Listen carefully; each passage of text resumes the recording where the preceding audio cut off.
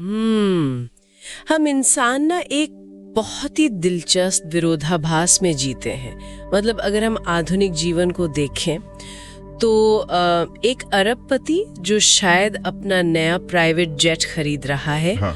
और एक साधु जो हिमालय की किसी गुफा में ध्यान कर रहा है, इन दोनों के दिमाग में ना एक ही तरह का न्यूरोकेमिकल खेल चल रहा होता है। बिल्कुल, दोनों ही आनंद या किसी तरह की पूर्णता की तलाश में ही तो है। सही कहा। लेकिन फर्क सिर्फ इतना है कि हम में से ज्यादातर लोग उस अरबपति की तरह हैं, मतलब जो डोपामाइन के एक अंतहीन चक्र में फंसे हुए हैं। एकदम सही बात है ना? मतलब एक इच्छा पूरी होती है, दिमाग को एक किक सी मिलती है, और फिर कुछ ही दिनों में वो खुशी गायब हो जाती है। फिर हम किसी नई चीज के पीछे भागने लगते हैं। हाँ, और ये सिलसिला कभी रुकता ही नहीं है। बिल्कुल। तो सवाल ये है कि हमारी चेतना इस तरह से क्यों गढ़ी गई है कि हम हमेशा उस पूर्णता को बाहर, मतलब भौतिक चीजों में तलाशते रहते हैं। देखिए, सच कहूं तो ये इंसानी मनोविज्ञान का सबसे गहरा सवाल है। अगर हम इसे विकासवाद या एवोल्यूशन के नजरे से देखें ना, तो हमारा दिमाग इसी तरह से प्रोग्राम किया गया है। सर्वाइवल के लिए, राइट? बिल्कुल। हमेशा बाहर खतरों को ढूंढना और बाहर ही संसाधनों या सुख को खोजना ताकि हम जीवित रह सकें। लेकिन समस्या तब आती है जब सर्वाइवल का मुद्दा खत्म हो जाता है। अच्छा। हाँ, क्योंकि तब भी वो जो प्रोग्रामिंग है ना, वो चलती रहती है। हम लगातार ये मानते रहते हैं कि जो कुछ भी हमें पूर्ण या संतुष्ट महसूस कराएगा वो हमारी त्वचा के बाहर है। मतलब कोई वस्तु हो सकती है या कोई इंसान। हाँ, या समाज में कोई पद हो सकता है। हम उस चीज को बाहर ढूंढ रहे हैं जिसका स्रोत वास्तव में कहीं और है। और यही वो सबसे बड़ा विरोधाभास है जो हमारे आज के इस गहन अध्ययन का केंद्र है। बिल्कुल। तो श्रोताओं के लिए मैं बता दूं कि आज की इस वैचारिक यात्रा में हम जिस स्रोत सामग्री पर गहराई से विचार करने वाले हैं वो कोई आधुनिक मनोविज्ञान की किताब नहीं है। नहीं, बिल्कुल नहीं। बल्कि ये सदियों पुराना श्री ललिता सहस्रनाम स्तोत्रम है, और विशेष रूप से आज हम इसके 80वें श्लोक पर चर्चा करेंगे, जो कि बहुत ही गहरा है ना? हाँ। मतलब पहली नजर में देखने पर किसी को भी लग सकता है कि ये शायद केवल एक धार्मिक पाठ है या कोई कर्म कांडीय मंत्र है। हाँ, अक्सर लोग यही सोचते हैं। लेकिन जब हम इसके भीतर उतरते हैं ना, तो ये अद्वैत दर्शन, मानव चेतना और परम सत्य का एक ऐसा वैज्ञानिक और मनोवैज्ञानिक विश्लेषण प्रस्तुत करता है जो आज के न्यूरो साइंस से भी कदम मिलाता हुआ प्रतीत होता है। मैं तो मतलब ये पढ़ने के बाद हैरान थी। और यही इस स्रोत की सबसे बड़ी खासियत भी है। मतलब ये आस्था को विज्ञान और दर्शन के साथ जोड़ता है। बिल्कुल। ये श्लोक सिर्फ ये नहीं बताता कि हमें क्या करना चाहिए, बल्कि ये उस पूरे तंत्र को या मैकेनिज्म को स्पष्ट करता है कि हमारी चेतना काम कैसे करती है और क्यों हम उस ब्रह्मांडीय शांति को महसूस नहीं कर पाते जो हमारा मूल स्वभाव है। इस श्लोक के जो शब्द है ना, वो चेतना के गहरे स्तरों को खोलने वाली चाबियों की तरह है। तो चलिए फिर इस अवधारणा को थोड़ा और चुनौती देते हैं और इसे खोलकर समझते हैं।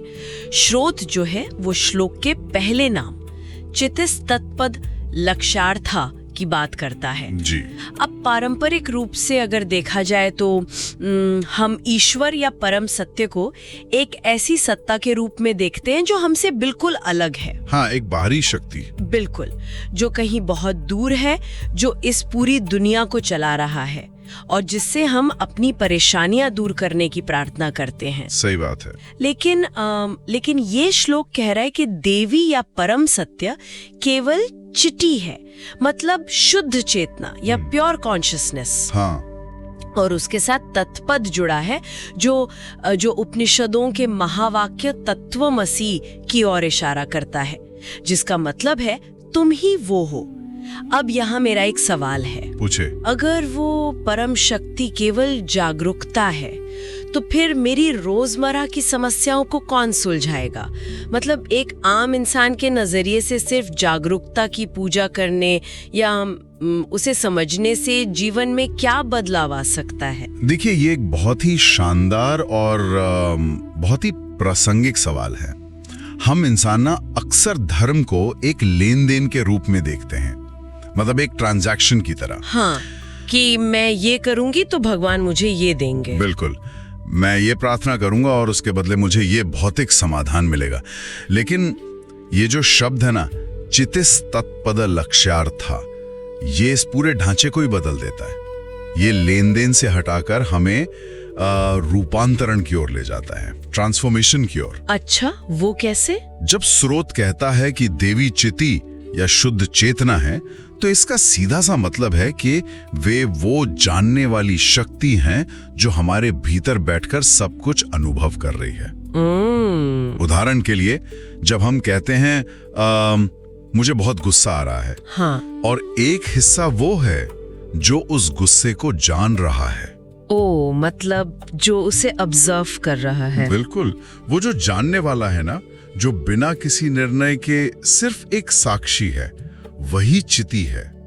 और जब हम उपनिषदों के तत्वमसि को इसके साथ जोड़ते हैं, तो इसका अर्थ होता है कि हमारा वो जानने वाला हिस्सा और इस पूरे ब्रह्मांड का जो मूल आधार है, वे दो अलग अलग चीजें नहीं हैं, वे बस एक ही हैं। रुकिए एक मिनट, अगर मेरे भीतर की चेतना और ब्रह्मांड की परम चेतना एक ही है, तो मुझे ऐसा महसूस क्यों नहीं होता? ये एक स्वाभाविक सवाल है। मतलब अगर मैं ही वो परम सत्य हूँ, तो कल जब मैं ट्रैफिक जाम में फंसी थी और मुझे ऑफिस पहुंचने में देर हो रही थी, तब मुझे उस ब्रह्मांडीय शांति का अनुभव क्यों नहीं हो रहा था? हाँ, बिल्कुल। मुझे तो उस वक्त सिर्फ तनाव और बहुत ज्यादा झुंझलाहट महसूस हो रही थी। मतलब देखिए, ये अद्वैत या नॉन ड्युअलिटी का विचार सुनने में तो बहुत काव्यात्मक लगता है जी, लेकिन व्यवहारिक जीवन में तो हम हमेशा द्वैत ही जीते हैं ना। मैं अलग हूँ, दुनिया अलग है, सुख अलग है, दुख अलग है। और यहीं पर हमारी धारणा हमें धोखा देती है। चलिए आपके ट्रैफिक जाम वाले उदाहरण को ही ले लेते हैं। हाँ, बताइए। उस समय तनाव था, झुंझलाहट थी, लेकिन वो तनाव चेतना के विषय थे, मतलब ऑब्जेक्ट्स ऑफ कॉन्शियसनेस। हम आमतौर पर इन विषयों के साथ अपनी पहचान को इतना ज्यादा जोड़ लेते हैं कि हम भूल ही जाते हैं कि हम वो विषय नहीं हैं, बल्कि हम वो चेतना है जो उस विषय को प्रकाशित कर रही है।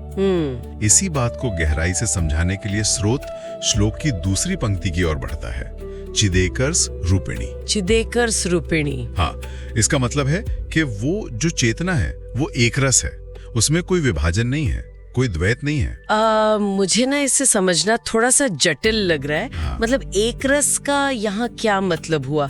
क्योंकि हमारा मन तो हर पर बदलता रहता है।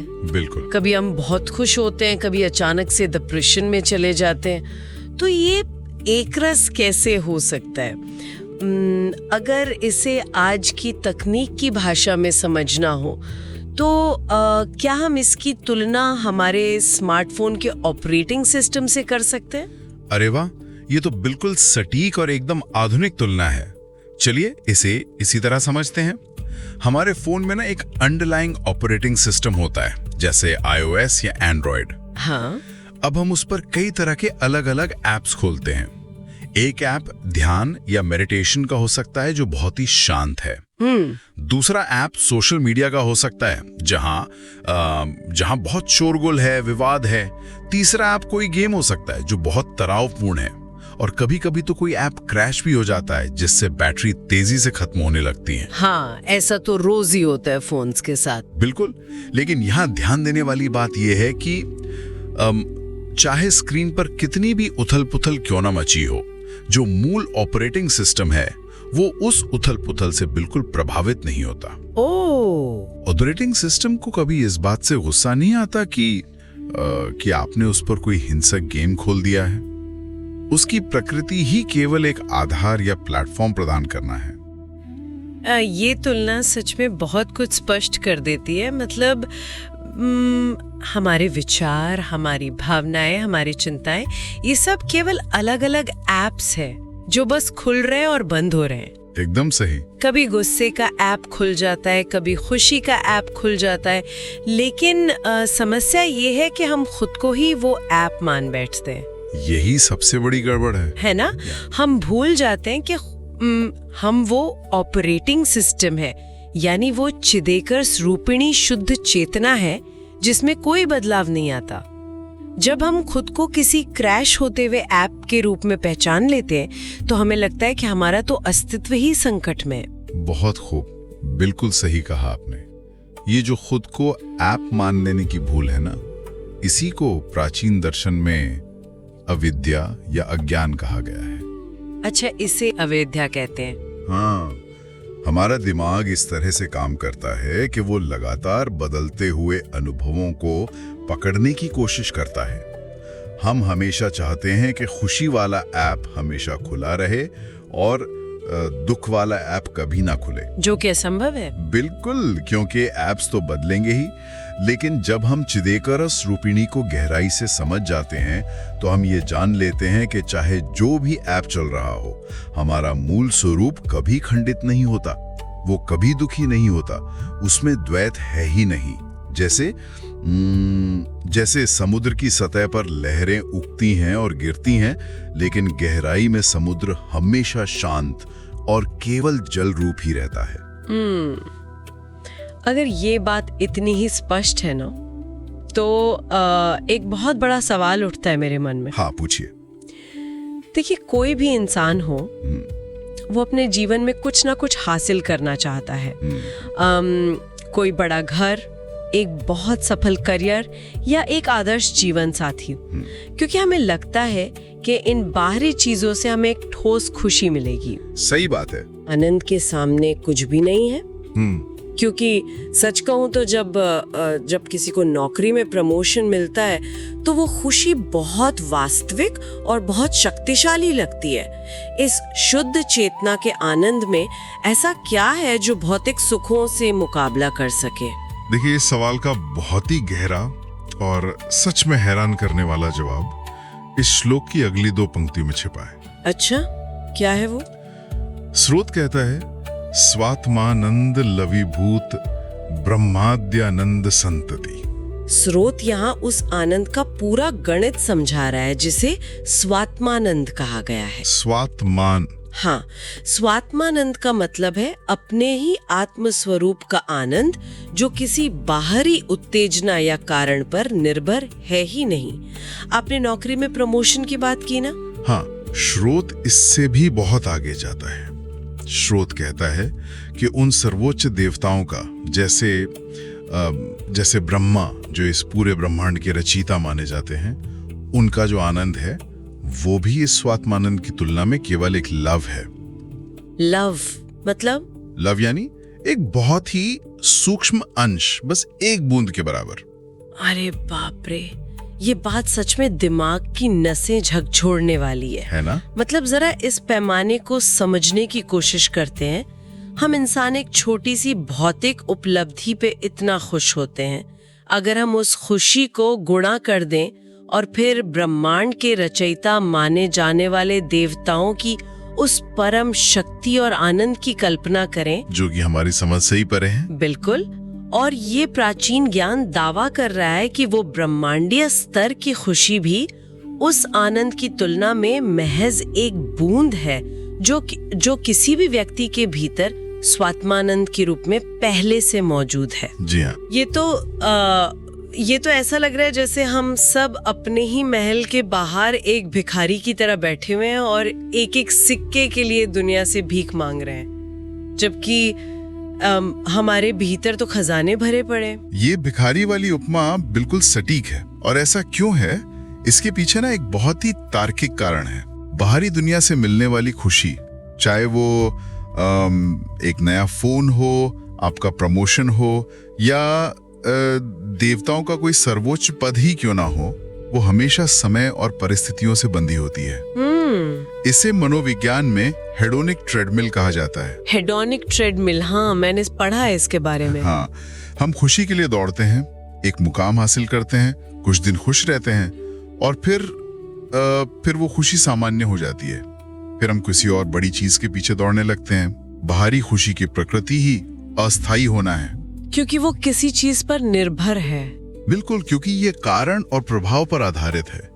लेकिन जो स्वात्मानंद है उसका कोई बाहरी कारण नहीं है, वो किसी चीज के मिलने पर पैदा नहीं होता, इसलिए वो किसी चीज के छिन जाने पर खत्म भी नहीं होता।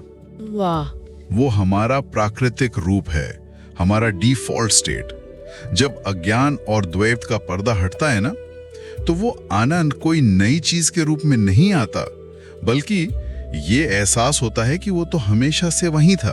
तो इसका सीधा सा मतलब ये है कि बाहरी दुनिया की कोई भी उपलब्धि, चाहे वो कितनी भी बड़ी क्यों ना हो, हमें कभी भी पूर्ण रूप से तृप्त नहीं कर सकती, क्योंकि हम गलत दिशा में देख रहे हैं। बिल्कुल सही। हम समुद्र की प्यास लेकर एक एक बूंद पानी इकट्ठा करने की कोशिश कर रहे हैं। क्या बात है, बिल्कुल। और इसीलिए स्रोत इस स्वात्मानंद को इतना बड़ा मानता है। जब कोई ये गहराई से समझ लेता है कि वो स्वयं वो चिति या शुद्ध चेतना है, तो उसे बाहरी दुनिया से कुछ भी चाहिए नहीं होता। अब देखिए, इसका मतलब ये बिल्कुल नहीं है कि व्यक्ति बाहरी दुनिया में काम करना बंद कर देता है या सब छोड़कर पहाड़ों पर चला जाता है। हाँ, लोग अक्सर यही गलतफहमी पाल लेते हैं। बिल्कुल। इसका असली अर्थ ये है कि वो बाहरी दुनिया के खेलों में हिस्सा तो लेता है, लेकिन एक ऐसे खिलाड़ी की तरह जिसे हारने का कोई डर नहीं है, क्योंकि उसकी आंतरिक पूर्णता किसी भी बाहरी परिणाम पर निर्भर नहीं है। ये सच में एक बहुत ही मुक्ति देने वाला विचार है।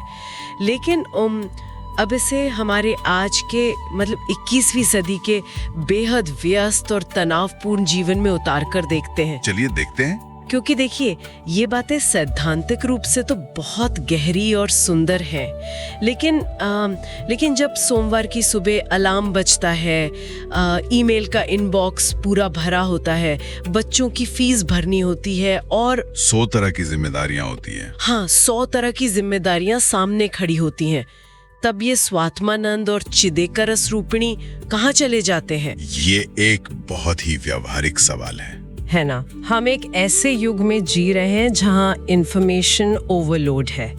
हर पल हमारे दिमाग पर हजारों तरह की सूचनाओं की बमबारी हो रही है। तो ऐसे बेचैन माहौल में कोई स्रोत के संदेश का व्यावहारिक उपयोग कैसे कर सकता है? क्या ये संभव भी है? देखिए, मैं कहूंगा कि ये न केवल संभव है, बल्कि आज के इस युग में इसकी सबसे ज्यादा जरूरत है। ये श्लोक हमें दुनिया से भागने के लिए नहीं कह रहा है, ये हमें वास्तव में एक मनोवैज्ञानिक टूल दे रहा है। अच्छा, वो कैसे? जब जीवन में बहुत ज्यादा शोर हो जाए, जब बेचैनी अपने चरम पर हो, तो हमारा डिफॉल्ट रिएक्शन क्या होता है? हम शायद और ज्यादा बेचैन हो जाते हैं। हाँ, हम उस बेचैनी को दबाने के लिए बाहर की दुनिया में और ज्यादा उलझ जाते हैं। हम अपना फोन उठा लेते हैं, सोशल मीडिया स्क्रॉल करने लगते हैं या किसी और बाहरी मनोरंजन में डूबने की कोशिश करते हैं। हाँ बिल्कुल, डिस्ट्रैक्शन ढूंढते हैं। एकदम सही, लेकिन शोध का संदेश बहुत स्पष्ट है। जब भी ऐसी स्थिति आए तो बाहर की ओर भागना बंद करें। वो समाधान नहीं है। समाधान एक कदम पीछे हटने में है। यानी क्या ये श्लोक हमें वास्तव में अपने जीवन में एक पॉज बटन दबाने को कह रहा है? बिल्कुल, एक पॉज बटन। जैसे अगर हम उसी स्मार्टफोन वाले उदाहरण पर वापस जाएं, तो जब सारे एप्स एक साथ खुलकर फोन को हैंग कर रहे हों, तब हमें और नए एप्स नहीं खोलने चाहिए। हमें बस एक पल के लिए सारी बैकग्राउंड प्रोसेस को रोककर वापस उस शांत ऑपरेटिंग सिस्टम की तरफ लौटना चाहिए। क्या बात है! ये पॉज बटन का विचार ना इस पूरे दर्शन का सबसे व्यावहारिक निचोड़ है। जब हम वो पॉज बटन दबाते हैं, चाहे वो दिन में केवल 5 मिनट के लिए आंखें बंद करके बैठना हो या बस अपनी सांसों पर ध्यान देना हो, तो हम असल में क्या कर रहे होते हैं? हम खुद को शांत कर रहे होते हैं। हाँ, लेकिन तकनीकी रूप से हम अपनी पहचान को उस शोर से यानी उन ऐप्स से अलग कर रहे होते हैं और वापस उस चित्ती या ऑपरेटिंग सिस्टम के साथ जुड़ रहे होते हैं। शांति कोई ऐसी वस्तु नहीं है जिसे हमें कमाना है, जिसके लिए हमें बहुत पसीना बहाना है या जो बाजार से खरीद कर लानी है। शांति हमारी चेतना का प्राकृतिक गुण है। जैसे ही हम बाहरी शोर को बंद करके भीतर ध्यान देना शुरू करते हैं, वो शांति पहले से ही वहां मौजूद मिलती है। इसका मतलब है कि ध्यान या मेडिटेशन कोई ऐसा काम नहीं है जो हमें करना है, बल्कि यह वह अवस्था है जो तब प्रकट होती है जब हम बाकी सारे फालतू के काम करना बंद कर देते हैं। बहुत ही सुंदर तरीके से कहा आपने, बिल्कुल यही बात है। हम अक्सर सोचते हैं कि हमें खुशी या शांति को अचीव करना है, प्राप्त करना है, लेकिन स्रोत के अनुसार हमें केवल उस शांति के ऊपर पड़े हुए अज्ञान के पर्दों को हटाना है। यह दृष्टिकोण तो हमारे पूरे जीवन दर्शन को ही उलट देता है। हाँ, बिल्कुल। और यही इस स्रोत की महानता है। ये कोई साधारण दार्शनिक विचार नहीं है, बल्कि ये सच में जीवन जीने की एक कला है। जब हम इस गहराई को समझते हैं ना, तो हमारे भीतर एक स्वाभाविक विनम्रता और कृतज्ञता पैदा होती है। इसीलिए इस तरह के स्रोत सामग्री का समापन केवल किसी बौद्धिक विश्लेषण पर नहीं होता। अंत में जो जय मां ललिता या जय त्रिपुर सुंदरी का उच्चारण होता है, वो इसी परम चेतना और उसके असीम आनंद के प्रति कृतज्ञता व्यक्त करने का एक तरीका है। मतलब एक तरह का सरेंडर है। हाँ, ये इस बात का स्वीकार है कि वो परम सत्य, वो अनंत शक्ति हमारे भीतर ही निवास करती है और हम उसी का हिस्सा हैं। ये बहुत ही खूबसूरत और ठहराव देने वाला निष्कर्ष है। मतलब हमने शुरू किया था उस धारणा से कि हम खुशी को हमेशा बाहर ढूंढते हैं, और इस पूरी चर्चा ने हमें वापस हमारे भीतर लाके खड़ा कर दिया है। बिल्कुल। आज के इस गहन अध्ययन में हमने श्री ललिता सहस्रनाम स्तोत्रम के 80वें श्लोक को डिकोड किया। हमने देखा कि कैसे चित्ती हमारी शुद्ध चेतना है जो सब कुछ अनुभव करती है पर खुद अप्रभावित रहती है। जी। हमने तत्वमसी के उस साहसिक विचार को समझा जो हमें सीधे ब्रह्मांडीय सत्य से जोड़ता है। अद्वैत दर्शन को हमने आधुनिक ऑपरेटिंग सिस्टम के जरिए समझा और अंततः ये जाना कि जो स्वात्मानंद हमारे भीतर है वो दुनिया की किसी भी उपलब्धि से अनंत गुना बड़ा है। और सबसे महत्वपूर्ण बात यह है कि इस वैचारिक यात्रा ने हमें ये याद दिलाया कि चाहे जीवन में कितनी भी उथल पुथल क्यों ना हो, हमारे भीतर हमेशा एक ऐसा शांत केंद्र मौजूद है जिसे कोई बाहरी परिस्थिति नहीं छू सकती। सही कहा। बस जरूरत है तो उस ओर ध्यान देने की, उस पॉज बटन को दबाने की। बिल्कुल सही। तो इस पूरी चर्चा के बाद श्रोताओं के लिए एक अंतिम विचार जिस पर आराम से विचार किया जा सकता है।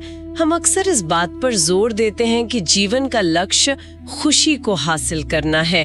हम दिन रात उसी की योजना बनाते हैं।